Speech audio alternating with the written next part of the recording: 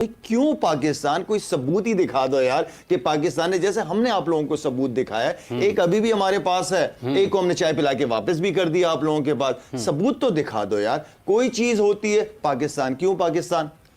हमारे मुल्क में जो हो रहा है, जो बलूचिस्तान वगैरह हो रहा है, कौन कर रहा है? कोई आवाज उठाइए। हाँ, हम सबूत के साथ हम लोगों ने आपके सामने पेश की है, दुनिया के सामने पेश की है। पटाखा पड़ जाता है वहां पे पाकिस्तान, तुम लोगों की 8 लाख फौज वहां बैठी है यार कश्मीर में, और ये इंसिडेंट हो गया। इसका मतलब है नालायक या निकम्मे हो ना तुम लोग कि सिक्योरिटी आप दे नहीं सके लोगों को। अच्छा, वैसे जब आप बात करते हैं तो एक हल्का ख़ास ये भी कहता है, वो कहीं से भी हो सकता है कि ये क्रिकेटर्स हैं, इनको सियासत की बात नहीं करनी चाहिए, ये इनको खेल की बात करनी चाहिए। जब खेल रहे हो, जब नहीं खेल रहे तो आप आजाद उम्मीदवार है ना, कोई सेंट्रल कॉन्ट्रैक्ट ही नहीं है। हाँ। कोई एनओसी किधर है यूसुफ?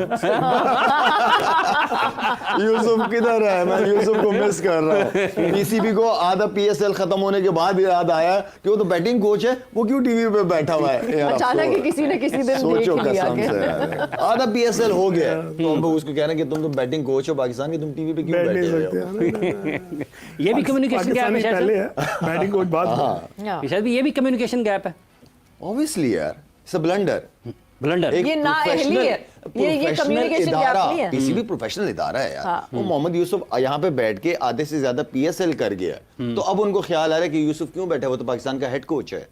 तो यार पहले ही बता देते। ये तो जब आप कॉन्ट्रैक्ट्स देते हैं किसी को, उसके अंदर ये सारी चीजें मेंशन होती है, जो प्रोफेशनल इदारे होते हैं ये सारी चीजें मेंशन के क्या क्या आप कर सकते हैं, क्या आपकी लिमिट है, क्या नहीं है। अगर आप बैठ भी रहे तो हमसे पूछेंगे, ठीक है, हम आपको एनओसी देंगे, एंड देन आप बैठे और आपने इस लिमिटेशन के अंदर आपने बात करनी है। तो समय ये भी है शबी, जो मेंटोर्स हैं वो टेलीविजन चैनल्स पर होते हैं, वो क्रिकेट भी खेल रहे हैं, उन्होंने सारे के सारे कमेंट्री भी कर रहे हैं। हाँ बिल्कुल, तो वो भी तो 2 जॉब्स कर रहे हैं। हाँ, तो व्हाई नॉट, उनको क्यों नहीं? फिर करो, देखो किसी को किसी की इजाजत है, किसी को कोई और इजाजत है। हाँ जी, हाँ जी। अच्छा ख्वाहिश साहब, जब आप इंडिया पाकिस्तान के ताल्लुकात के, आपने 3 मुख्तलिफ टूर्नामेंट्स का जिक्र किया कि आप वहाँ गए, खेले और आप जीत के आए, गोल्ड मेडल जीता पाकिस्तान ने, तो किस हद तक आपके ख्याल में जो मेल जोल था, जो लोग आपसे मिलते थे, शायकीन थे जो हॉकी के, वो और इंतजामात के हवाले से आपका तजुर्बा कैसा है?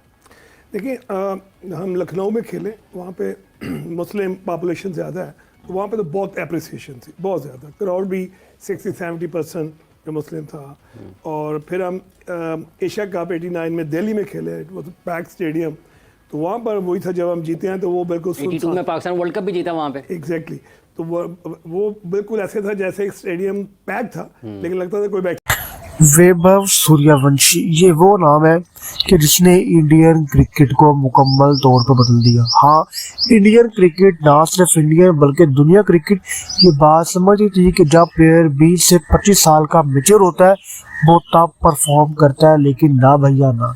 आईपीएल 2025 के अंदर राजस्थान के 14 साल के लड़के सूर्यवंशी ने पहली दफ़ा जब बैटिंग की तो उन्होंने पहली बॉल पर छक्का मार कर आउट हो गए, लेकिन इतनी खास परफॉर्मेंस न दी।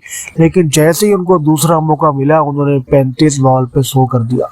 आईपीएल की हिस्ट्री का सबसे फास्टेस्ट 100 2025 का, और ओवरऑल आईपीएल के मुकम्मल हिस्ट्री का दूसरी सबसे फास्टेस्ट सेंचुरी के लिए वो है वरुण सूर्यवंशी, वो है वेबिनार सूर्यवंशी।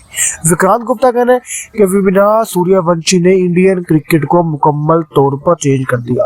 आज से कई साल पहले जहां पर लोगों ने तेंदुलकर को देखा था कि तेंदुलकर ने परफॉर्म किया था डेब्यू के अंदर और वो आगे चलकर दुनिया क्रिकेट का नाम बना था, और वही परफॉर्मेंस दी है सूर्यवंशी ने। और ये बात तो तय हो गई है कि आज से 20-25 साल के बाद जैसे आज लोग तेंदुलकर को याद करते हैं वैसे ही लोग सूर्यवंशी को याद करेंगे, क्योंकि सूर्यवंशी ने जिस एज में बैटिंग की है, इस एज के अंदर इतनी फास्टेस्ट इनिंग खेलना टोटली अनबीटेबल है, इम्पॉसिबल है। क्योंकि राशिद खान के सामने, मोहम्मद सिराज के सामने ये 2 दुनिया के नंबर 1 बॉल में शुमार होते हैं।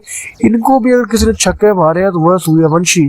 सूर्यवंशी ने एक ओवर में 30 रन मारे हैं, किसी आम बॉलर को नहीं, एक बड़े बॉलर को 30 रन मारना, वो भी T20 फॉर्मेट के अंदर, बहुत बड़ी बात है।